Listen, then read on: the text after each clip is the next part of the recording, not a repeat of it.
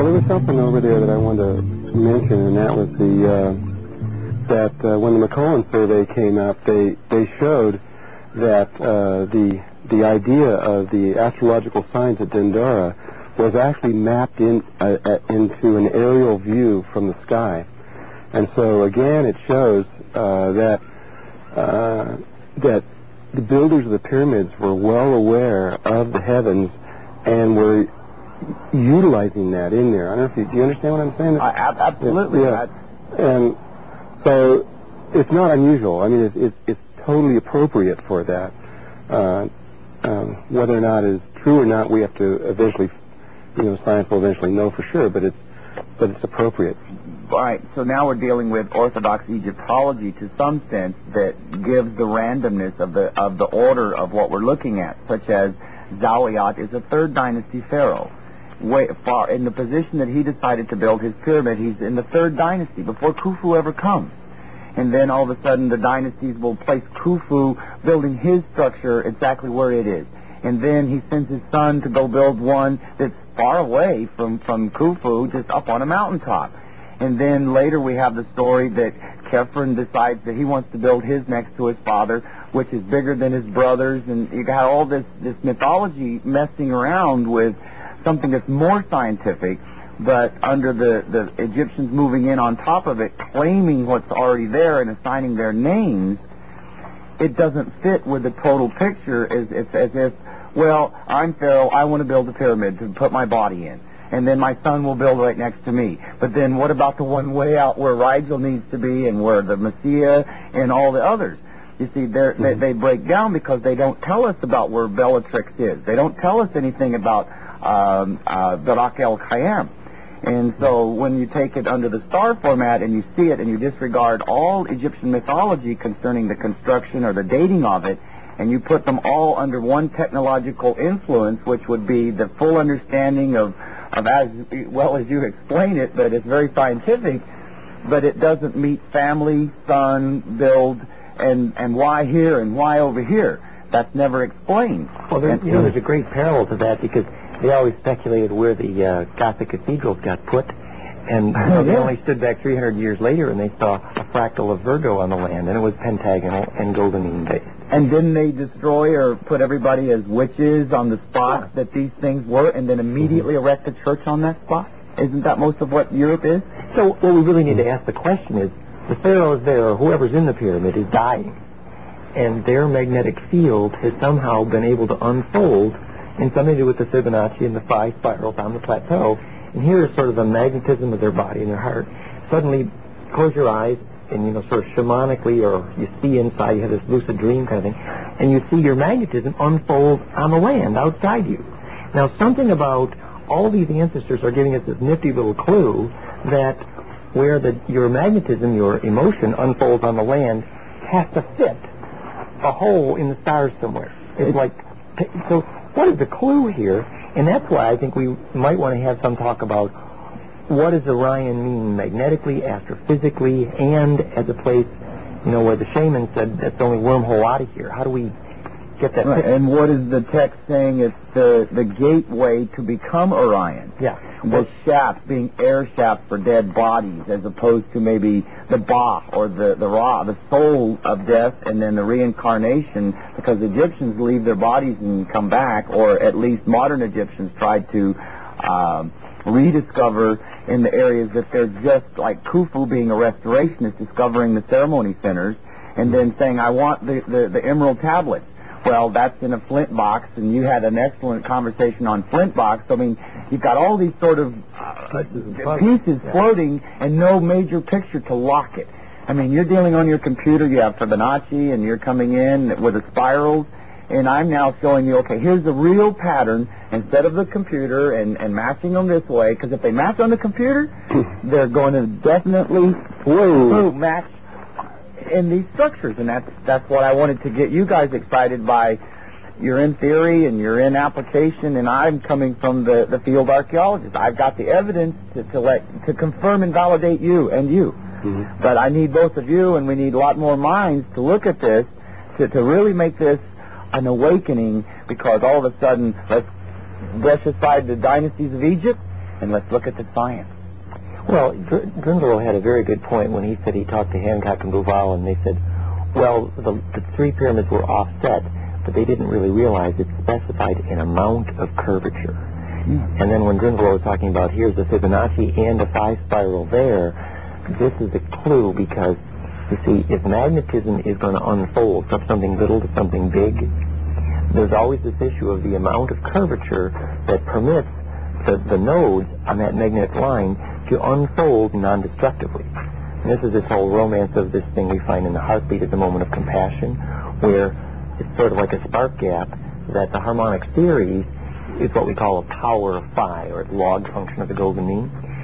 So here it is, we're not only discovering it enacted in our body, obviously, but on the Giza Plateau, if you arrange the major magnetic structures so the magnetism can go from inside out, from inside your body, around that angle of curvature. In hydrodynamics, it's called optimized translation of vorticity. It's another name for the yellow brick road to Oz sort of thing. So anyway, this leads to this fun little conversation that I had with John Martin. Was over. He's sort of the scholar with Critchlow over there.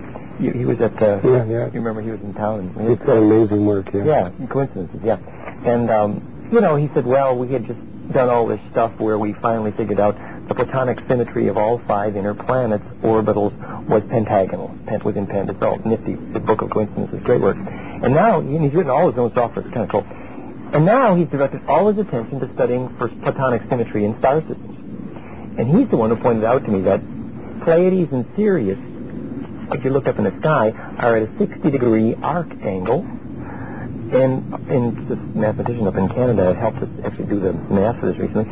And Orion is kind of like almost dead center in the center. And I was the one who pointed out to him that if you arrange pentagons in a 3D, obviously you get a dodecahedron, and if you nest dodeca inside dodeca and look from the side, you see 60 degrees. It's the hex view of the cube and the dodeca, the whole thing. Right.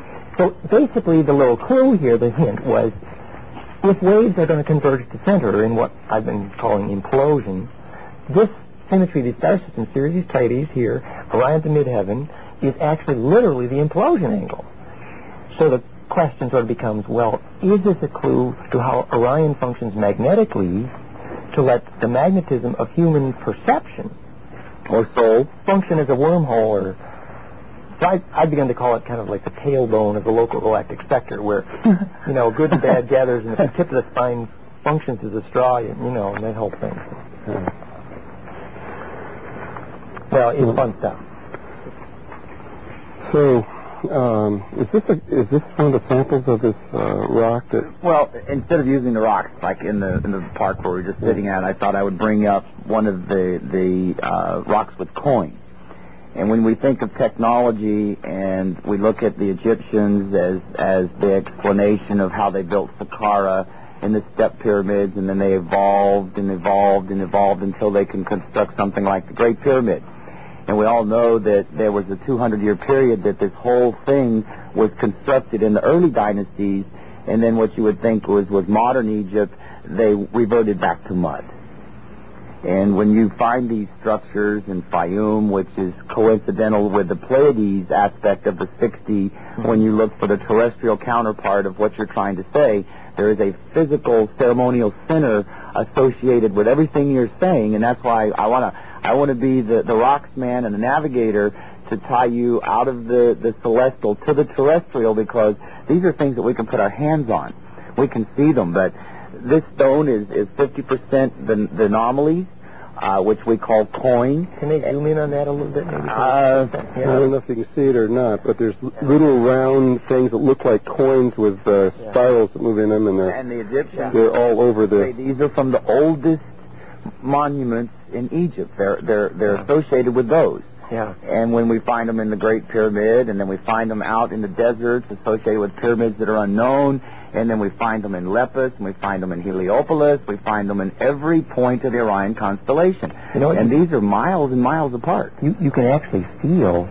Callahan did this whole thing where he proved that if you could not send magnetism through the soil conductively, you could measure the places and predict where war is going to break out. He did this in Yugoslavia, Israel, and Ireland. Mm-hmm. And his example of where magnetism goes best is limestone. which is what he calls paramagnetic, which functions as a lens for magnetism. Whereas if you have sandstone soil, and it's called dimagnetic, magnetism fights and can't make it through, those are the areas where you have patriarchy and wars and messes, because you don't get distributed emotion as well as distributed magnetism.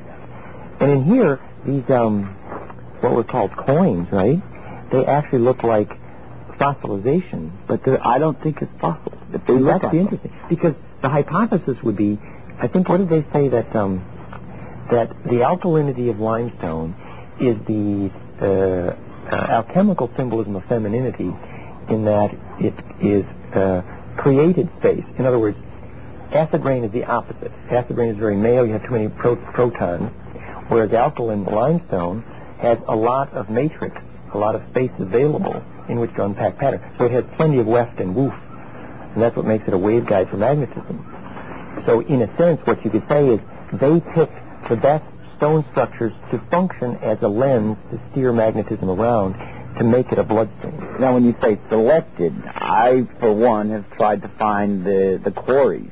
I would theorize, I think there's a guy named Davidovich in Florida that came out of French, he's a chemist, that he in his analysis would say that these were poured rock.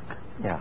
But Egyptologists have a problem with that, but I want to sort of take a broom, and I'm not interested in what Orthodox Egyptology has to say anymore, because they don't even know the Orion constellation is a mirror of the layout of the buildings, and they have some story of the dynasties in order to reveal what's known, where there's pieces that are still unknown that change the history of their story so quick that now I'm in an area by myself, and I'm relying on you guys to get you excited.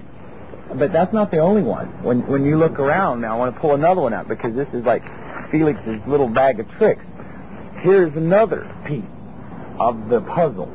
Now, if we look at glyphs, and we can see that this stone was attached to something, and we can see that there's pink quartz all embedded here, and there was limestone all on this, and this is very flat, and there's an angle of 90-degree turns, and this is glass, because I had a professor at UCLA tell me what this was. Well, Egypt never, it was a copper civilization before the Bronze Age, and there's only so much temperature that can make copper.